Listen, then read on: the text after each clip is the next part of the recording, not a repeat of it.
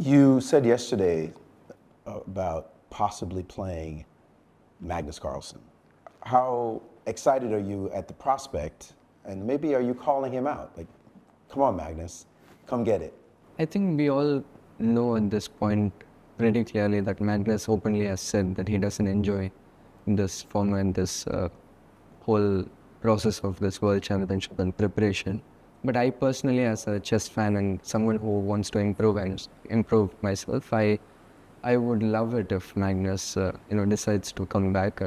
It'll be like the first and most importantly, it'll be the biggest challenge that I can possibly face. For as a chess fan and as a chess player who wants to improve himself, I would love it if Magnus comes back. He's clearly the best and probably the greatest of all time. Is that a motivation to you? You just used the words greatest of all time. Is there a part of you that says, that's also a goal I have? I want to be the best that ever was. It is one of, it is my dream basically. I mean, as a kid, I wanted to become world champion because I thought it meant, the best player in the world.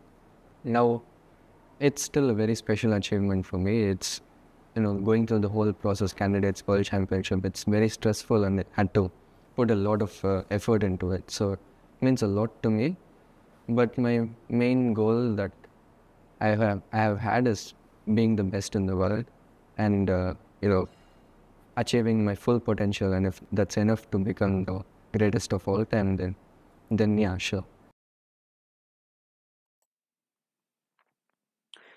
Alright, welcome everybody to another exciting video. This is Chess with Lutho Mfazwe and you're chilling with me, Lutho Mfazwe, on my channel. Chess with Lutho Mfazwe, my thoughts, my understanding, my interpretation of the game of chess and everything in between. Of course, we look at the game of chess as played in South Africa, in Cape Town, in the 9 provinces of South Africa, and by extension in the African continent and in the world at large. And currently, we just came from a huge tournament, which was the FIDE World Championship played in Singapore 2024 between Ding Liren and Gukesh Domaraju.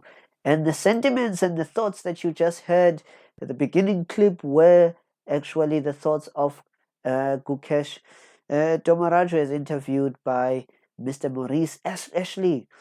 Gukesh Domaraju has won the World Championship and becomes the 18th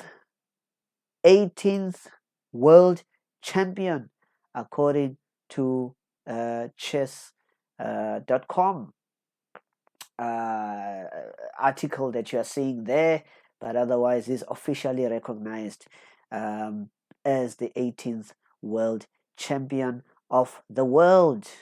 Very amazing feat by the boy, considering that he's only 18 years old. But this comes as no surprise, as he's broken a lot of records, as well as a very informative article actually informs us about him. If we read it together, Gukesh Damaraju, born 29 of May 2006, also known as Gukesh D, is an Indian chess grandmaster and the reigning world champion, a chess prodigy. Gukesh is the youngest world champion, the youngest player to have surpassed a FIDE rating of 2750, doing so at the age of 17, and the third youngest to have surpassed 2,700 at the age of 16, and the Grandmaster title at just 12, and remains the third youngest Grandmaster in chess history. I mean, you can just see from the time when the boy was young, he was just, standing among the best records of chess playing. And it just spells out to us a great future in terms of the title being in good hands. And also, India can also be proud as a nation. And I think with the pace at which India actually is producing not only just grandmasters, but super grandmasters as well, I think perhaps it is possible that India will be the new Russia. Perhaps the title is there to stay for a long time. We are not sure. But apologies. This would be my assumption as well, and I think that with the likes of Arjun, we might see that the title is there to stay for a while, even if Gukesh should lose it, which I think it is impossible considering the sentiments that he has actually, uttered right at the beginning of this video. And this is something that is important for us to learn. I think we stress too much the desire to, give our players as coaches a robust understanding of chess theory and theoretical knowledge. But I think it is also important that a player, when playing, must have an inner drive, an inner goal. At the age of 12, I'm sure you've seen the clip going around where Gukesh says that he wants to become world champion. And then 6 years later, he makes the title of world champion. He did that because he had a goal. And the goal allowed him to have an unwavering focus on the game and unwavering dedication as well. So that's something that is important. The external educational framework that comes from the coaches and the videos and, the material output that the world can actually give. And then the internal drive that comes from the player, the inner resolve, the purpose of wanting to achieve something great for themselves. And that's important as well. So, yeah, congratulations to the boy and best luck for the future as well. All right. We will be, giving some more information about Gukesh and the World Championships. And hopefully we'll be talking about the Indian, School of Chess as well. But for now, let's just look at a game that I had prepared. This is a game that I played against Mr. Chris Mitchell, who is also a good player in Cape Town Western Province League 2024 or the Cape Town Chess Federation League 2024. And yeah, I don't want to actually take too much of your time, so let us go. So d4, knight f6, c4, g6. Apologies quickly. Let me just try to switch off the sound. It's very, very painful. So let's put it at silent. There we go. All right. So yeah, the game continues with a few moves: castle, bishop e2, and knight b7. And you can see that the game starts off as a king's Indian, but he plays, instead of the traditional e5 move, he plays c5, which of course is a bit flexible because it allows this bishop still to maintain its scope. But now it sort of, goes into a Benoni structure. So yeah, we are basically in the Benoni at this point. Knight on the b6 played, and here one of the things that I think I'll have to work on a bit is, logic. The knight moves away so that the bishop can actually come out and develop, but it moves at an awkward square. Knight onto b6, very unhealthy move. And this is when moves like these, which are moves that usually we frown upon as stronger players, this is when these moves are supposed to be considered, because h3 would have actually, undermined what he is attempting to do, which is to liberate this bishop, considering that his pieces are not, very harmonious. But unfortunately, I played bishop f4, and here he jumped at the chance of developing this bishop. Of course, the threat now is bishop e2 takes e2, and the knight would capture on c4. So here I played the move knight onto d2, allowing the bishops to be exchanged, but at least, maintaining these pieces around in the center, and also just protecting the pawns that are targets for the black position. Knight onto h5, and bishop g5 is played, pawn h6, bishop e3, and now it's time to set up some ideas. Of course, black would like to try and gain some space with a6, b5, which might be a bit difficult now and would require a bit of support.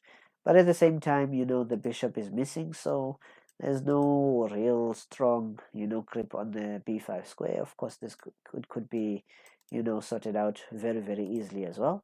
And in the meantime, white is going to also start his attack on the king side. Knight onto f6, king h1, h5, and you can see that black is actually making a lot of moves, on the king side here, and has not yet started anything on the other wing. So bishop g1, e5, trying to lock down the center. And this is actually a mistake, because now after pawn takes e6, d takes e6, you can see that the black structure and the king feels a bit unsafe. And here in this position, I do something which, it's in my nature, but at the same time, this is where my nature always, sort of betrays me a bit. I try to lash out in the position, and this is unnecessary here. I mean, just take time, play move like rook on a to d1, with the idea that you're going to target this pawn slowly, and with the knight moving to f3 to h4, you can, set yourself up another target with the pawn on g6, and this is going to cause, black to be off balance. There's too many loose points to defend, and eventually something is going to give. So yeah, unnecessary here that I just immediately lashed out with a5. And now after queen takes g6, yeah, this position now is not so good, because all of a sudden, the black pieces come alive as well. So currently the rook is attacked as well as the knight. So rook onto f2 played and knight e5. And you can see that the pieces are actually, coming into the position here. So queen onto g3 played, which is, according to the engine, not so good. The best move was actually, queen g5. But okay, queen g3 played, and we are now in this position. My apologies here. I skipped a bit. Queen onto g3. Knight onto g4, attacking the rook. So an exchange has to happen. And knight onto e4. At least just bringing the knight in, having some targets such as the pawn on c5, and centralizing the knight as well. Queen onto d3 and bishop c5, hitting the rook on f8. And yeah, okay, here I allowed the exchange of queens with the hope that his scattered pawns on the king side would be enough targets a bit for my pieces, plus he has some things that he needs to defend. So yeah, he loses another pawn, but this is not so dangerous for black because he has a lot of activity as well. The c4 pawn is attacked, and the b2 pawn will be attacked soon. You can look at that laser bishop on the long diagonal. So yeah, a very good position for him. Pawn onto h3, knight h6, and here a move that could have been very good would be the move rook e1, attacking e5, and if the knight should move, e6 would be a target. Unfortunately, I played knight e4, and here a lot of mistakes start to happen. First, this knight is attacking the pawn on b2, and this pawn also is lost. Perhaps a move like rook b1, trying to target, the b7 pawn. Unfortunately, I played bishop c1, allowing this to be taken with tempo. And unfortunately, what I was banking on here was that if I am to successfully undermine the knight, then perhaps I'd be able to gain the bishop here. But with the move b5, he actually secures everything calmly. A move like h4 would be interesting to play, but it doesn't work out so well because of rook onto a8. Unfortunately, now, the position is bad. And here, another mistake that I, make in this position is that instead of trying to, cover my position properly, I just, am caught up with a desire for a kingside attack. And I mean, this is crazy. We are in the end game, and I'm just playing something else. And okay, his pieces just activate because of this mistake. You can see already if he wants to, he has a draw. And I try as much as possible to hold, but unfortunately, this is not enough. And knight takes e4, knight check here, bishop e5. Unfortunately, he balances the position at this point, and the position is very difficult. How do you stop this pawn from actually, making a queen? And it needed some time to actually figure out, but unfortunately, I think here at this point, I was under time pressure, and I went knight onto f6, after king onto f7. Perhaps the move here, check, and then hope to, survive with one of the pieces, but it's going to be, like a rook and knight position, and that pawn will be off the board, perhaps, but I just went to knight g4, and that was the final, mistake, because now these two pieces have difficulty to try and stop this pawn here. And you can see, yeah, we try to do it, but unfortunately it's not enough. And if the knight should move perhaps to b1, rook on a1, and this is pinned. So rather than that, I tried to keep the king busy, but this was not enough. And unfortunately, the game ends there. A tragedy of a game, unfortunately. But these things happen, and the reason why it happened is simple. It's the lashing out move that I played, um, where I pushed the pawn e5 instead of building the position. And so this is things that are very essential, especially for the tournament that is upcoming, that I will be playing in. Very important things to learn. But yeah, by the time I get the players, be careful. Dangerous, dangerous. Lutho is unloading there. Okay, anyway, guys, thank you very much for watching the video. Do be sure to like and subscribe if you haven't yet. And remember, we have a WhatsApp group. Tell us what you think. What are your thoughts about the games? Tell us your thoughts about the World Championship as well. There's a lot of discussions that the World Championship has actually started, and I wish to share some of those discussions as well in the subsequent videos as I cover the rest of the games played in the Western Province League. But you'll be able to see, like, there's some stuff that are stirring, and if in South Africa we are stirring as a result of the World Championship being handed over to an 18-year-old. I mean, I'm just guessing what type of conversations are happening also in other countries as well. So yeah, stay tuned for that. And thank you very much, guys. I will see you guys in the next video. Cheers.